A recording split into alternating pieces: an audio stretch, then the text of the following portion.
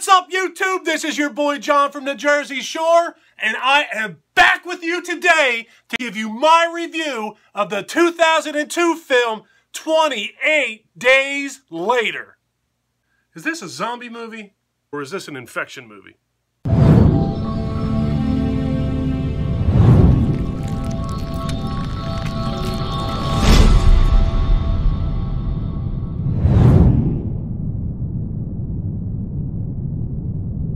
"28 Days Later" was written by Garland and it was directed by Danny Boyle, starring Cillian Murphy, Naomie Harris, and Brendan Gleeson.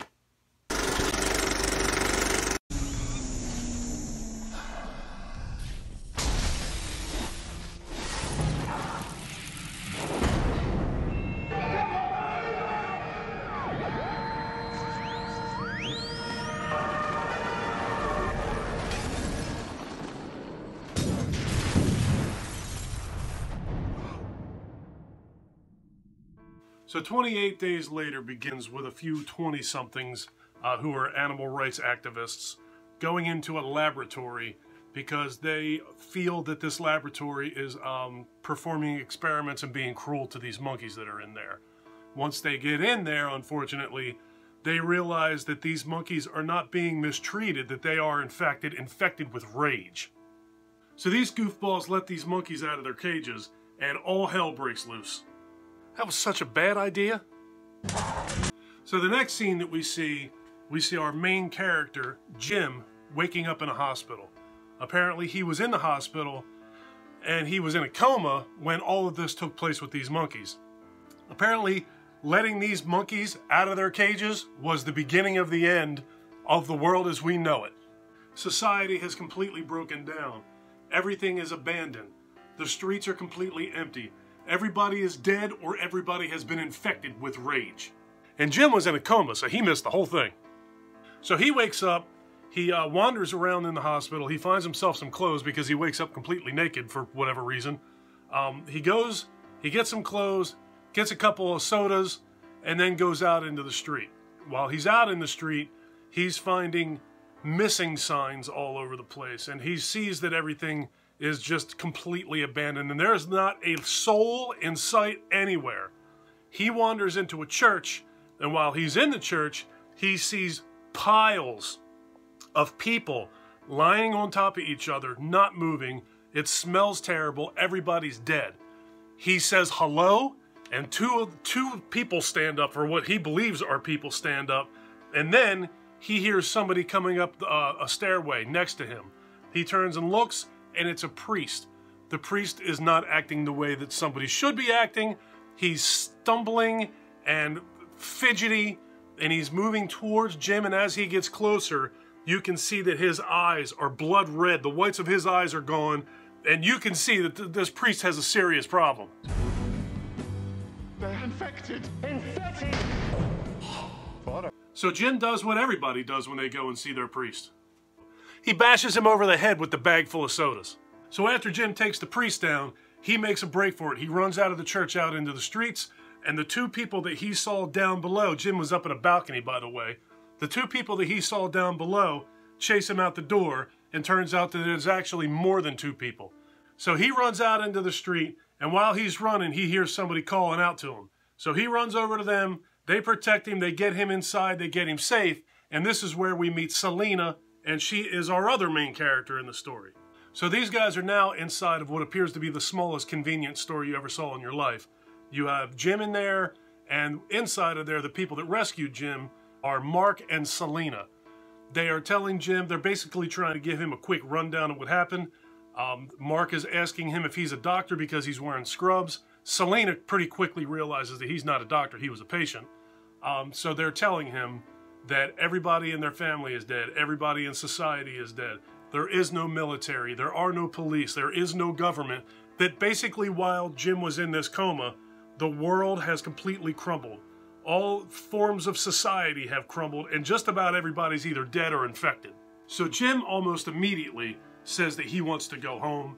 He tells them where he lives, and they say, okay, well, we'll tell you what, we know that they're dead, but we'll walk you there tomorrow morning, but you got to stay here overnight because you don't want to be wandering around out here in the dark. So they do in the morning manage to get over to Jim's house. When they get into the house, Jim immediately starts to cover his face because of the smell in the house.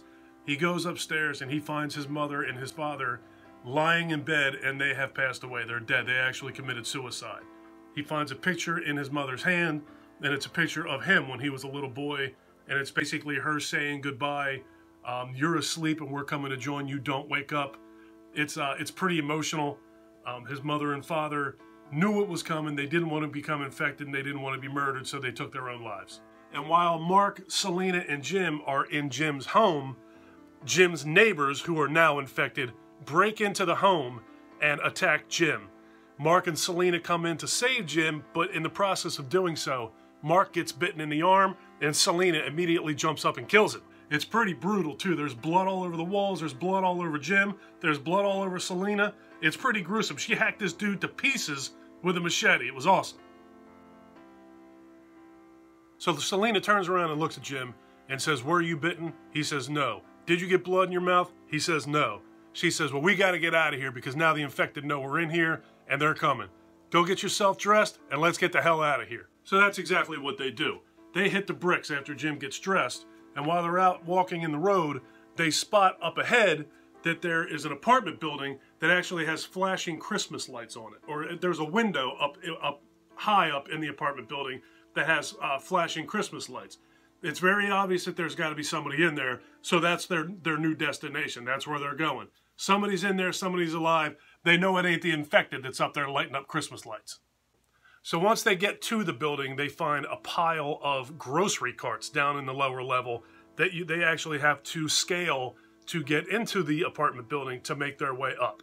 Once they get up these, by the grocery carts, they get on the steps, they're going up. Jim is struggling a little bit. He's completely depleted. He's been in a coma for God only knows how long. They don't really specify how long he's been asleep or how long he's been in that coma, but it's very obvious that it's been a while if the entire world has completely fallen apart while this guy was out. So they stop, take a break. She's trying to give him something to get him a little bit more energy to get rid of a headache that he's got, and lo and behold, the infected start to make their way into this stairwell. So they run up the stairs and they come across our next main character in the movie, who gets them upstairs, gets them in the apartment where the Christmas lights are, and now everybody's safe. So in this apartment are our next two main characters, Frank and his daughter Hannah.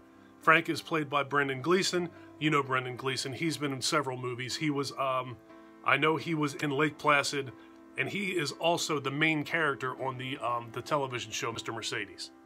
So after our four characters get a little bit more acquainted with each other, Frank tells Jim and Selena that he's been hearing things on this little wind-up radio that he has, that somewhere out there is a military base. The military has found a mansion, actually, and it's basically a compound that the military has created for safety. They're asking people to come there. You know, you will find safety here. So that's now the new mission, is to get these four characters to this military compound. And that's that. I'm not going to tell you anything more about 28 Days Later. I've probably told you too much already. This is a pretty good movie. You really should check this one out if you haven't seen it. Very recently, I had somebody tell me online that their favorite zombie movie of all time was 28 Days Later. 28 Days Later, it's argued whether this is even a zombie movie at all, because these people didn't die. They become infected, and they are immediately infected with rage. If they get bitten, if they get blood or saliva anywhere in their body, in their mouth, up their nose, in their eyes, they become infected and like a rabid wild animal in a matter of seconds after they are bitten or infected. So technically, these are not zombies. They didn't die. It's not like they died and came back as the living dead. They never died in the first place. So I am on the side of the fence that says that this is not a zombie movie. It feels like a zombie movie. It looks like a zombie movie. Everything about this is a zombie movie, all the way down to these people are infected. They never died. And in order to be a zombie, you have to die and come back to life. These people never died, so these people are not zombies. Those are obviously just my opinions. If you want to call them zombies, call them zombies. I'm not calling them zombies. Just like the film, I'm going to refer to them as the infected. I honestly like absolutely everything about this movie. I thought that the settings were great. How they cleared the streets of London is beyond me. And if this is some magical CGI, whoever did that, they did an amazing job. I don't think that this is CGI. I think that they got clearance and they cleared the streets of London, and it's so creepy to see empty streets in London like this. It's sort of like what's going on in the world right now over in Italy with the coronavirus on the news. You see the streets of Italy completely empty, and it's just eerie. It just don't look right. And that's the feeling you get in 28 Days Later when Jim is out there prior to him meeting Selena and Mark. When he's walking around out in the street and there's nobody there, and you just have like the very low tempo eerie music playing along with him that is slowly speeding up as he's walking around and discovering that all of mankind is gone. It's just amazing. It's amazing to look at. It feels amazing. It was very well shot. The movie as a whole is incredibly well acted. Brendan Gleeson, Naomie Harris, and what's the guy's name? Jim, I can't remember his name. Cillian Murphy. I can never remember that guy's name for whatever reason. I always just refer to him as the guy from 28 Days Later. All of these actors in this movie were absolutely amazing. Front to back, top to bottom, the good guys, the bad guys, and the infected. Everybody was fantastic. The storyline in this movie was really cool. You know, what they have to go through, Jim and Selena, to get to Frank's apartment. And to get from Frank's apartment to the military base. What happens at the military base. It's an amazing movie. It's very compelling, it's very gripping, and there's really not anything about this movie that I can complain about. There was a sequel made to this movie in 2007 called 28 Weeks Later. This is also a very good movie. I thought that I didn't like it as much as 28 Days Later, but with that being said, it was still a very, very good movie. I know that as recent as June of 2019, this is March of 2020 for future viewing of this video. As recent as June of 2019, Alex Garland and Danny Boyle were quoted as saying that they finally had a really good idea to make 28 Months Later. It's just a scheduling thing. They don't have anything slated yet. I don't even know that they have a script written for that yet. But they do have an idea, which is very promising. I know a few years ago, I read myself online that they had planned to make that movie 28 Months Later, but something fell apart somewhere along the line, probably a scheduling conflict or a script conflict, which is usually the case in Hollywood. But these are the guys who were responsible for making the first movie. I'm not sure if they were the ones who wrote and directed the second movie. I'm not sure. It kind of feels like they may have been, at least one of them anyway. But now I know, I just read it today to go back to see if there was any new news for that movie before I did this video. Like I said, June of 2019, they said that they had a very good idea. And I believe they were quoted as saying a wonderful idea for 28 Months Later. So hopefully, before too many more years pass, we get that movie. So what else can I say about 28 Days Later? I thought this movie was absolutely spectacular. It's 18 years old, and I just watched this again last night, and it's almost shocking to me that this movie is as old as it is. It was such a great movie that I've seen it a number of times over the last 18 years. It just blows my mind that this movie is that old. If you have not seen 28 Days Later, and you refer to yourself as a horror movie fan, you have got to see this movie. It's fantastic.